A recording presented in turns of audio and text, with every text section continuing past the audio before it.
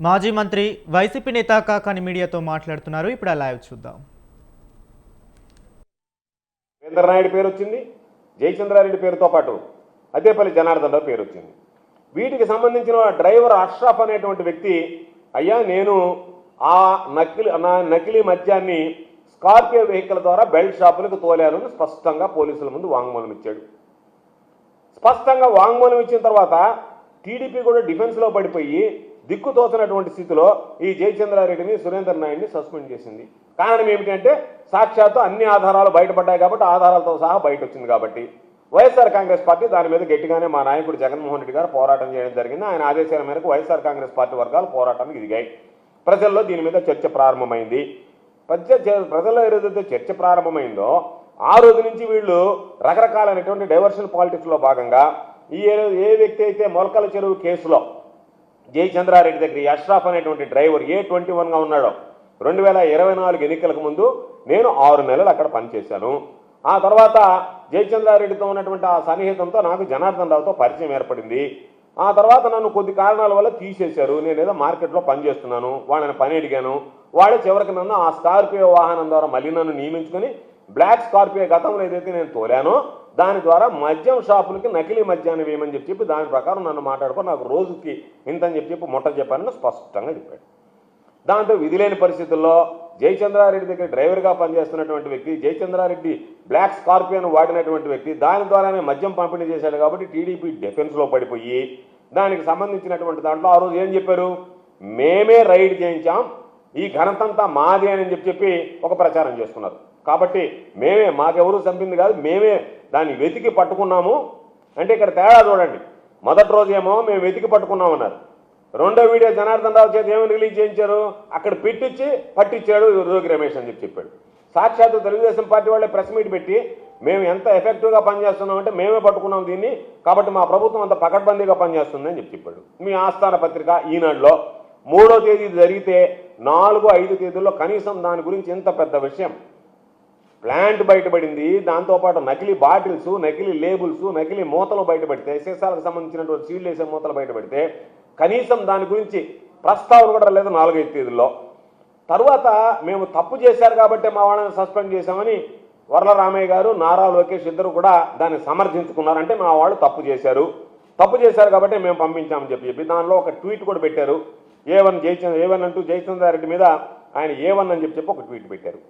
ఆ తర్వాత ఏమనుకున్నారేమో ఆ ట్వీట్ని 2 రోజుల తర్వాత A1 అనేటువంటి అక్షరం తీసేశారు. అంటే A1 జయచంద్రారెడ్డి అనేటువంటిది ఆయన అక్యూజ్డ్ నెంబర్ 1గా ఉన్నటువంటి వ్యక్తికి మీ ట్వీట్లోనే A1 అనేటువంటి దాన్ని తొలగించారు. అంటే దీని అర్థం ఏంటంటే ఒక పథకం ప్రకారం మీ వాళ్ళని ఏ విధంగా కాపాడుకుంటూ రావాలా, ఈ కేసును ఏ విధంగా నీరుగార్చాలా, వైఎస్ఆర్ కాంగ్రెస్ పార్టీకి ఏ విధంగా దీన్ని అంటకట్టాలనేటువంటి ఒక విష ప్రచారానికి, ఒక దుష్ప్రచారానికి మీరు పాల్పడుతూ ఒక పద్ధతి ప్రకారం దీన్ని ఏదో ఒక విధంగా నీరుగార్చాలనేటువంటిది మీ ప్రధానమైనటువంటి పరిస్థితి. అందుకనే చంద్రబాబు నాయుడికి డైవర్షన్ రాజకీయాలు అలవాటు.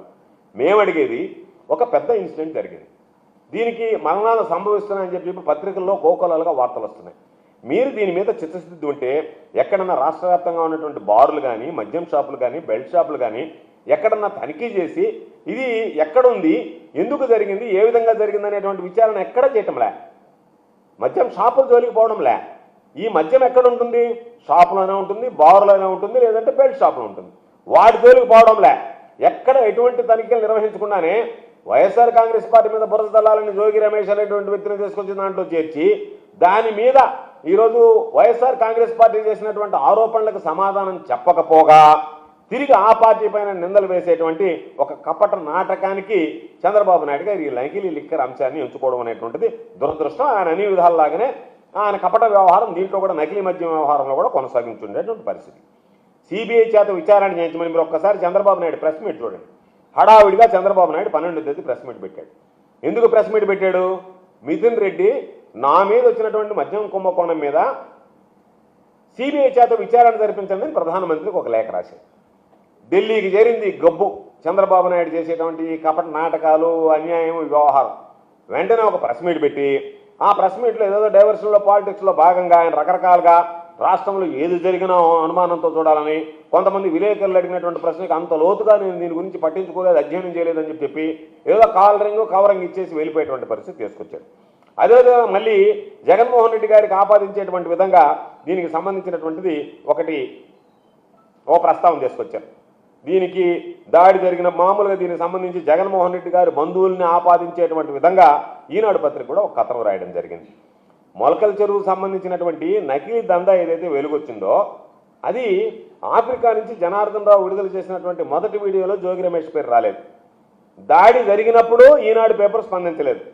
9వ తేదీ 7, 8 మా గమ్ముగా ఉన్నటువంటి ఆ పత్రిక, పట్టించుకున్నటువంటి ఆ పత్రిక 9వ తేదీ ఒక కథనం రాసింది. ఆ కథనంలో ఏమి రాసిందంటే, రెడ్డి సామాజిక వర్గానికి చెందినటువంటి వారే ఆఫ్రికాలో ఈ దందా చేస్తున్నారు. ఇక్కడ కాదు, మొలకల చెరువులో ఇబ్రహీంపట్నం గురించి రాయాలి, ఆఫ్రికాలో ఈ దందా చేస్తున్నారు కాబట్టి ఇది వైఎస్ఆర్ కాంగ్రెస్ పార్టీకి జగన్మోహన్ రెడ్డి గారి బంధువులకి అంటగట్టడానికి ఒక కథనాన్ని రాసుకుంటూ వచ్చింది. అంటే ఒక పథకం ప్రకారం మిమ్మల్ని బయటేసుకోవడానికి, మీ వాళ్ళని కాపాడుకునేదానికి, అదేవిధంగా వైఎస్ఆర్ కాంగ్రెస్ పార్టీకి మరకంటించడానికి ఎంతకైనా దారుణమైనటువంటి పరిస్థితులు ఎక్కడ ఉన్నాయి. మీరు తప్పు చేసి అడ్డంగా బుక్ అయ్యి ప్రజల ముందు దోషులుగా నిలబడ్డటువంటి వ్యక్తులు దాని నుంచి తప్పించుకునేదానికి వైఎస్ఆర్ కాంగ్రెస్ పార్టీకి అంటగట్టేటువంటి అటువంటి దుర్మార్గానికి పూనుకున్నారంటేనే మీరు ఏమనాలో అర్థం కాలేదు.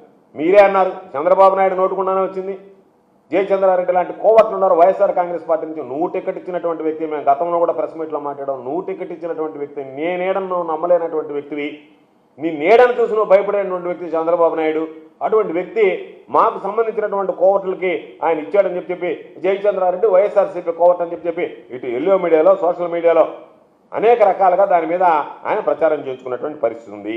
కాబట్టి మీరు అందరూ చెప్పాల్సింది, 2 సంవత్సరాలుగా ఇది నడుస్తుందని చెప్పడం వల్ల మీ యొక్క ప్రధానమైనటువంటి ఉద్దేశం ఏంటంటే, అధికారులు 2 నెలల క్రితం అని అంటే మీరు 2 సంవత్సరాల క్రితం అని చెప్పడానికి జోగి రమేష్ని మంత్రిగా ఉన్నప్పుడే ఈ నకిలీ లిక్కర్ తయారైందనేటువంటి ఒక కలరింగ్ అవ్వడానికి జనార్దన్ రావుతో చెప్పించడం వెనక ఉన్నటువంటి వాస్తవం ఇది అనేటువంటిది ప్రజలకు అర్థమైపోయింది.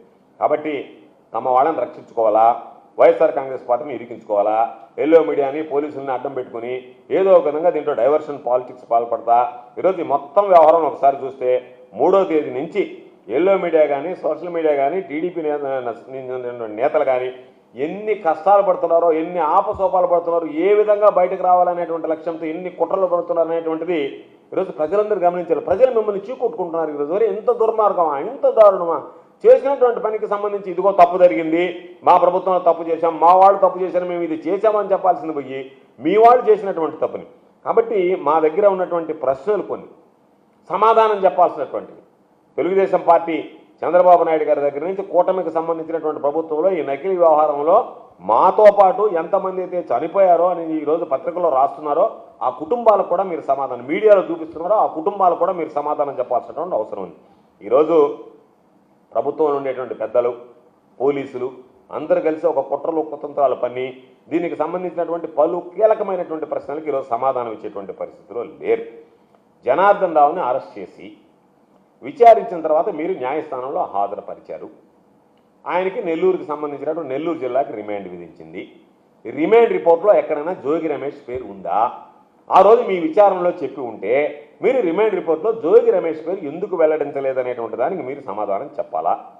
అదేవిధంగా ఏ రోజైతే జనార్దన్ రావు అరెస్ట్ అయ్యి వెళ్ళిపోయాడో, న్యాయస్థానం రిమాండ్ అయ్యి నెల్లూరు జిల్లాకు తరలించిందో 24 గంటల తర్వాత ఆ వీడియో ఎట్లా బయటకు వచ్చింది? మీ దగ్గర వీడియో ఉంది కదా, ఆ వీడియోని ఇదిగో ఈ వీడియో ఆధారం అని చెప్పి మాకు ఈ విధంగా చెప్పాడని చెప్పి మీరు రిమాండ్ రిపోర్ట్లో రాయాలి కదా, కోర్టులో ప్రొడ్యూస్ చేయాలి కదా. అవన్నీ లేకుండా నెల్లూరు జైలుకి వెళ్ళిన తర్వాత 24 గంటల తర్వాత మీకు ఆ వీడియో ఎక్కడ వచ్చిందనేటువంటి దాని మీద మీరు కనీసం ఈరోజు విచారణ చేశారా? అంటే వ్యూహాత్మకంగా మీరు మీ దగ్గర కూర్చోబెట్టి రాచమర్యాదలు చేసి ఎక్కడో ఉన్నటువంటి వ్యక్తిని పిలిపించుకొని ఆయన రావడంతోనే అర్థమైంది, ఆయన రాకతోనే అర్థమైంది, ఓహో ఏదో కుట్రలో భాగంగానే ఆయన పిలిపించారని చెప్పి. ఆయన ఏం దోషిగా రాలే, ఆయనేమో మామూలుగా దొరలాగానే వచ్చాడు, దొంగలాగా రాలేదు, నేరుగా వచ్చాడు, దిగాడు, మీరు రాచమర్యాదలతో తీసుకెళ్లారు, ఏం చెప్పాలనో పాపం బ్రీఫింగ్ ఇచ్చారు, దాని ప్రకారం ఎన్నిసార్లు తీశారు కానీ ఫైనల్గా ఒక వీడియో తీసి రిలీజ్ చేశారు. మళ్ళీ దానికి సంబంధించినటువంటి ప్రాంప్టింగ్ ఒక ఆయన ఇస్తున్నాడు, ఆ వీడియోలో స్పష్టంగా కనపడుతుంది. కాబట్టి